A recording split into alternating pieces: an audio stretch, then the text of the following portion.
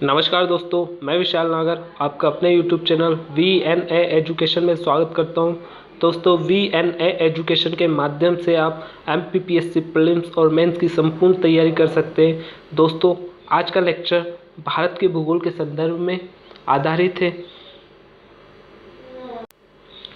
दोस्तों, भारत का भूगोल जो MPPSC प्रीलिम्स की यूनिट सेकंड व MPPSC मेंस जो पहला पेपर होता है उसका खंड बा जो इंडियन ज्योग्राफी से संबंधित है,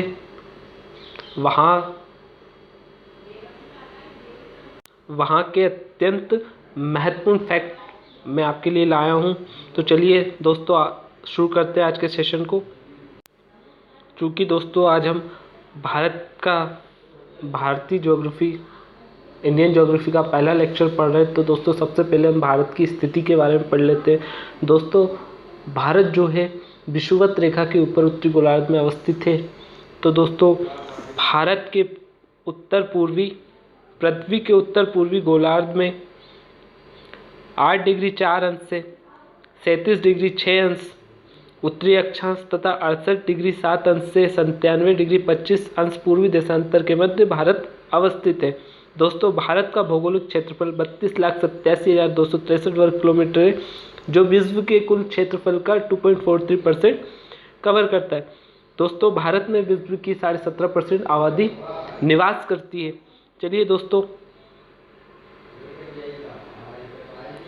भारत का जो भौगोलिक विस्तार है वो हम देख लेते हैं।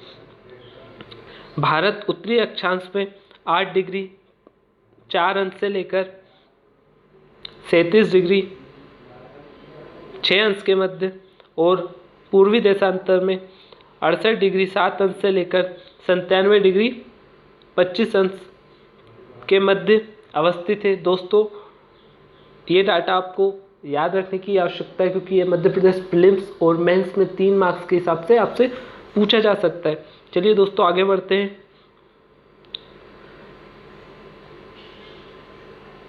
क्षेत्रफल की दृष्टि से भारत का विश्व में 7वां स्थान है,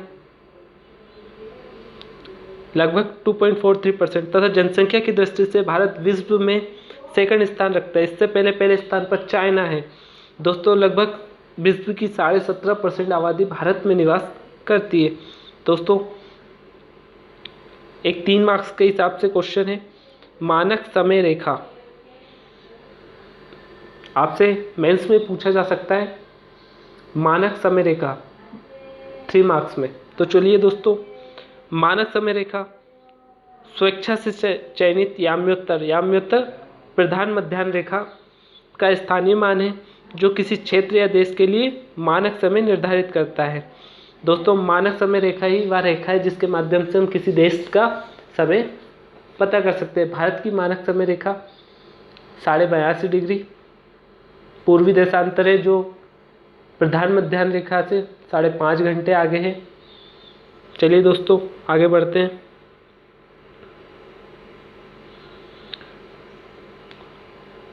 दोस्तों, यह भी 3 मार्क्स में भारत का मानक समय भी पूछा जा सकता है। एक तो क्वेश्चन बनता है मानक समय और एक भारत का मानक समय, दोनों में अंतर है दोस्तों। तो भारत का मानक समय आएगा 3 मार्क्स में या 6 मार्क्स में भी आ सकता है ये। तो 82.5 डिग्री पूर्वी देशांतर जो इलाहाबाद के निकट नैनी से गुजरता है के समय को भारत का स्थानीय मान कहा जाता है। दोस्तों, यह ग्रीनविच मीन टाइम जो लंदन में अवस्थित है से 5.5 घंटे आगे है। दोस्तों, मानक समय रेखा भारत के 5 राज्यों से होकर गुजरती है, जिनमें उत्तर प्रदेश, मध्य प्रदेश, छत्तीसगढ़, उड़ीसा व आंध्र प्रदेश है। दोस्तों, मध्य प्रदेश के एकमात्र जिले सिंगरौली से मानक समय रेखा गुजरती है। दोस्तों, ज्योग्राफी में डायग्राम का बहुत ज़्यादा महत्व है, तो आप ये डायग्राम मस्ट है बनाना आपको मध्य प्रदेश मेंस में, यदि ये क्वेश्चन आ जाता है कि मानक समय रेखा भारत के संदर्भ में बताइए। चलिए दोस्तों, आगे बढ़ते हैं। दोस्तों, एक और रेखा कर्क रेखा। दोस्तों, क्योंकि भारत के लगभग बीचों बीच से कर्क रेखा होकर गुजरती है, तो यह भी जानना आवश्यक है कर्क रेखा के बारे में। तो दोस्तों, जो 23.5 डिग्री उत्तरी अक्षांशीय रेखा है उसे कर्क रेखा कहते हैं। कर्क रेखा भारत के 8 राज्यों से होकर गुजरती है। दोस्तों आगे बताऊंगा वो 8 राज्य कौन कौन से हैं। तो दोस्तों यदि आपसे कर्क रेखा पूछे तो पहले आप विषुवत रेखा बनाइए और 23.5 डिग्री उत्तरी अक्षांश में आप कर्क रेखा शो कीजिए। दोस्तों क्योंकि हम जानते हैं कि जो पृथ्वी है 23.5 डिग्री अपने अक्ष पर टिल है, झुकी हुई है। तो दोस्तों ये 23.5 डिग्री पृथ्वी अपने अक्ष पर झुकी हुई है।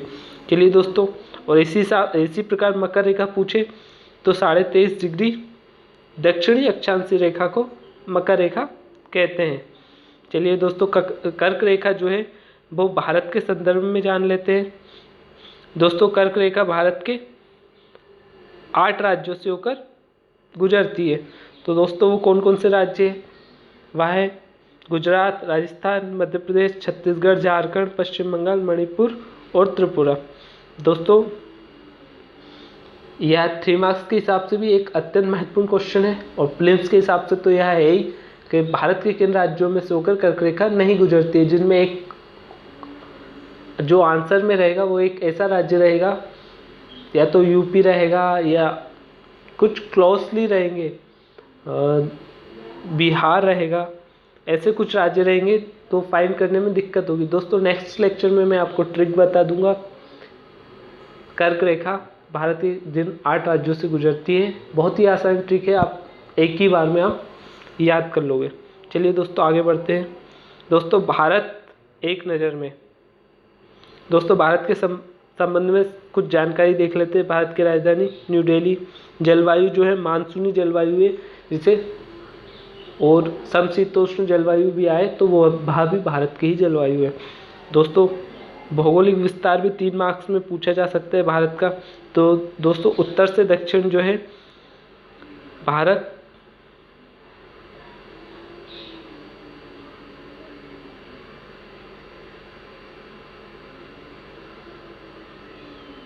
उत्तर से दक्षिण जो है भारत 3214 किलोमीटर और पूर्व से पश्चिम 2933 किलोमीटर भारत की लेंथ है, लंबाई है। चलिए दोस्तों, भारत में विश्व की जो है लगभग 17.5% आबादी निवास करती है। जनसंख्या की दृष्टि से भारत विश्व में सेकंड स्थान रखता है। दोस्तों भारत की 10 की वृद्धि दर 17.7% रही। 2011 की जनगणना के अनुसार लिंगानुपात 943 प्रति 1000 पुरुष, मतलब 1000 पुरुषों पर 943 महिलाएं भारत में हैं। दोस्तों जनसंख्या घनत्व 382 वर्ग किलोमीटर, 382 व्यक्ति प्रति वर्ग किलोमीटर। दोस्तों सर्वाधिक जो जनसंख्या घनत्व है वो बिहार का है। दोस्तों जो भारत का आकार है, ज्यामितीय आकार, वो चतुष्कोणीय है। पर्वतीय क्षेत्र भारतीय भूभाग में लगभग 10.7% पर्वतीय क्षेत्र है। पहाड़ी क्षेत्र जो है 18.6%, पठारी क्षेत्र 27.7% और मैदानी क्षेत्र 43%। दोस्तों ये प्रीलिम्स के लिए फैक्ट है, आप इसे इग्नोर नहीं कर सकते। पूछा जा सकता है, हम कंफ्यूज हो जाते हैं क्योंकि पर्वतीय क्षेत्र, पहाड़ी क्षेत्र, पठारी क्षेत्र हम ज़्यादा ध्यान नहीं देते, लेकिन अत्यंत, और किसी भी लोकल एग्ज़ाम, पीईबी, व्यापम आदि एग्ज़ाम के लिए भी यह अत्यंत महत्वपूर्ण है। दोस्तों जो मध्य प्रदेश, भारत के जो अंतर्राष्ट्रीय सीमा से लगने वाले राज्य है दोस्तों 17 राज्य है। 17 राज्य ऐसे हैं जिनकी सीमा अंतर्राष्ट्रीय राज्यों से, राष्ट्रों से लगती है, अंतर्राष्ट्रीय देशों से लगती है।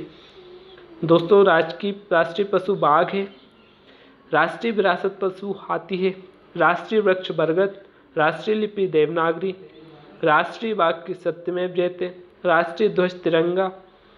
दोस्तों राष्ट्रीय नदी डॉल्फिन और राष्ट्रीय जलीय जीव, राष्ट्रीय नदी गंगा और राष्ट्रीय जलीय जीव डॉल्फिन। 2009 से इसे राष्ट्रीय जलीय जीव घोषित किया है। तो दोस्तों कैसा लगा आपको वीडियो? यदि दोस्तों वीडियो अच्छा लगा हो तो इसे लाइक करें, शेयर करें और चैनल को सब्सक्राइब करें। चलिए दोस्तों, यदि आपको कुछ पढ़ना हो तो आप कमेंट सेक्शन में लिखें, मैं आपको वीडियो बनाकर उससे रिलेटेड आपको पढ़ा दूंगा दोस्तों। चलिए दोस्तों, जय हिंद, जय भारत, वंदे मातरम।